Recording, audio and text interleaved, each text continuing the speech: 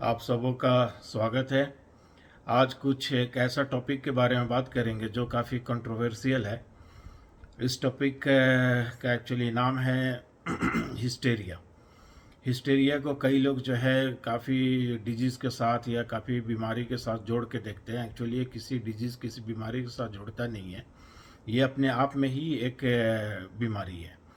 तो इस बीमारी को अगर सही टाइम पर नहीं पहचाना जाए या सही टाइम पर इसकी इलाज ना की जाए या सही तरीके से इसको डॉक्टर को दिखाया नहीं जाए तो ये आगे चल के जो है काफ़ी खतरनाक बीमारी का रूप ले सकता है या किसी और बीमारी के साथ ये मिक्स हो सकता है। तो मेरा एक्सप्लेन करने का मतलब ये है कि हिस्टेरिया को आप समझें। हिस्टेरिया जनरली जो है फीमेल में होता है, लड़कियों में होता है, अंडर एज में भी होता है। 14 टू 16 एज में जो ये ज़्यादा देखा गया है हमारे रिकॉर्ड के हिसाब से। और कई जो है 32 ईयर्स तक 35 ईयर्स तक भी होते हैं लड़कियों में। यानी मेल के मुकाबले फीमेल में ये चीज़ ज़्यादा देखी जाती है। तो हिस्टीरिया कोई बीमारी एक तरह से देखा है तो कोई सीरियस बीमारी नहीं है। हिस्टीरिया को जो है आप खुद ही जो है ट्रीटमेंट कर सकते हैं। ट्रीटमेंट क्या है, इसको खुद ही जो है आप कंट्रोल कर सकते हैं।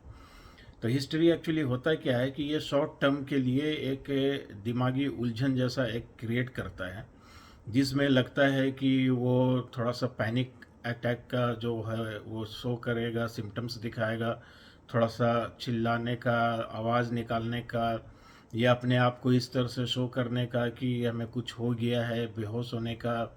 ये सब जो है एक शॉर्ट टर्म के लिए होता है। जैसे कोई बेहोश होकर गिर गया, फिर थोड़ा देर में फिर ठीक हो गया, नॉर्मल हो गया। कोई थोड़ा सा पैनिक हो गया, कोई सामान वामान को इधर उधर तोड़ फोड़ किया, फिर थोड़ा देर में नॉर्मल हो गया।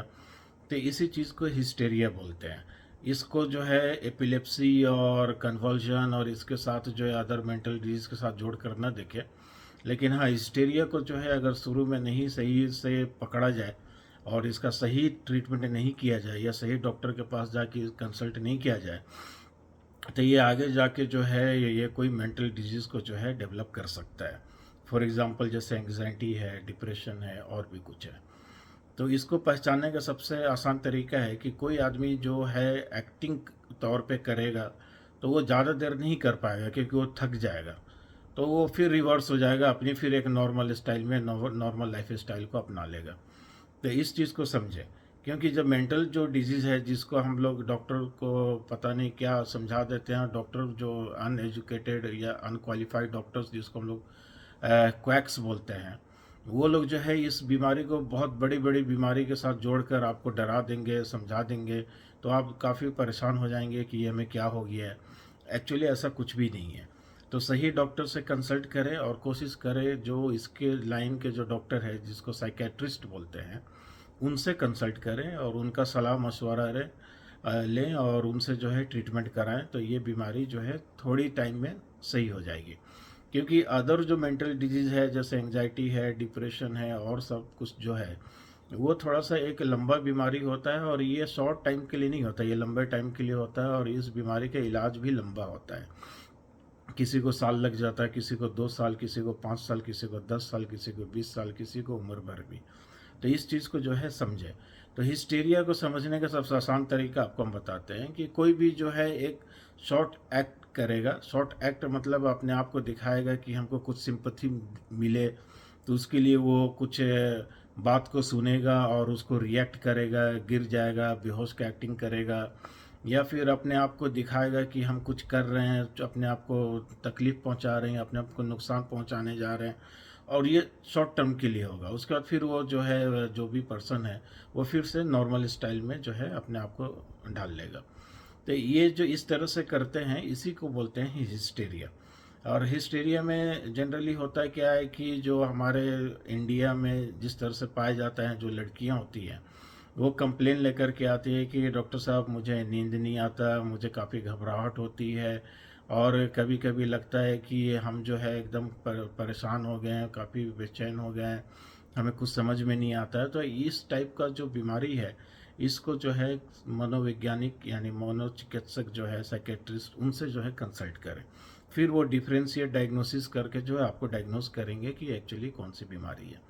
तो हिस्टीरिया को पहचाने इसी तरह से कि जो हो भी होगा शॉर्ट टर्म के लिए होगा, फिर 10-15 मिनट या 1 घंटा में जो है रिकवर हो जाएगा। उसमें हो सकता है बेहोशी का भी आलम हो या लंबे टाइम तक के लिए सोने का जो हो वो भी हो सकता है। तो इस चीज़ को समझें। और दूसरी सबसे इम्पोर्टेंट बात यह है कि इस तरह की बीमारी को लेकर के कभी भी जो है हमारे हिंदुस्तान में या जो भी जहीं भी है, बाबा वगैरह का या झाड़ फूंक का जो सिस्टम है बहुत गलत है, प्रचलन है, जो कि गलत है। तो इन लोगों के पास कभी ना जाएं, क्योंकि आपकी जो है उसमें पैसा भी ख़राब होगा, सेहत भी ख़राब होगा। और इस तरह के जो बाबा लोग होते हैं, कई बाबा लोग होते हैं, ज़्यादातर नहीं है पर हमने सुना कि कई बाबा लोग होते हैं जो इसके गलत फ़ायदा भी उठाते हैं। तो इस चीज़ से बचें। बाबा के पास कोई इलाज नहीं होता है, कोई चीज़ का वो नहीं होता है, चमत्कार कुछ भी नहीं होता है। तो इस चीज़ को डॉक्टर से कंसल्ट करें, सही जो इस लाइन के जो डॉक्टर हैं उनसे आप मशवरा लें। और मेरा मशवरा ये है कि इस तरह से अगर कुछ हो किसी को तो साइकेट्रिस्ट से जो है कंसल्ट करें। तो अभी के लिए फ़िलहाल इतने ही, और फिर आगे एक नई वीडियो के साथ मिलते हैं जिसमें समझाने की कोशिश करेंगे इसी से रिलेटेड। और आगे कन्वर्जन क्या है, फिट्स क्या है, एपिलेप्सी क्या है, डिप्रेशन क्या है, एंग्जाइटी क्या है, वो भी बताएंगे। तो ये जो बताएं हिस्टीरिया, ये कोई बीमारी उतनी बड़ी नहीं है, या कोई बीमारी भी नहीं है। ये एक अपना एक मन में होता है कि हम शॉर्ट एक्ट करके कुछ दिखाएं सिंपैथी के लिए, या शॉर्ट एक्ट किसी रिएक्शन को दिखाने के लिए होता है। या कोई सामने में कुछ हुआ तो हम कुछ कर लें, थोड़ा देर के लिए एक्ट कर लें, जिससे जो है हमें सिंपैथी मिल जाए, या कुछ लोग समझने लगे कि हाँ ये वाकई बीमार है या ये है। तो इसमें कुछ करने की ज़रूरत नहीं है, ये अपने आप छोड़ दीजिए वो थोड़ा टाइम के लिए। वो क्योंकि वो एक्ट है, ज़्यादा कोई देर एक्ट कर नहीं सकता है, वो खुद ही थक जाएगा और थक के जो है नॉर्मल लाइफ स्टाइल में जो है वापस आ जाएगा। इस बात को समझे।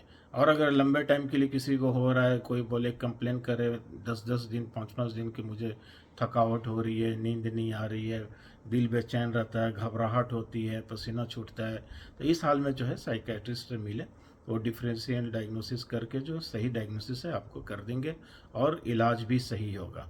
और इस तरह से जो है इस तरह की बीमारी को लेकर के कभी भी किसी बाबा के पास या झाड़ फूंक या आबीज ताबीज इसके चक्कर में ना पड़े, क्योंकि ये एक बीमारी है, सेंट्रल नर्वस सिस्टम की बीमारी है, दिमागी बीमारी है। और ये बीमारी ठीक होने वाली बीमारी है, ये 100% ठीक हो जाती है।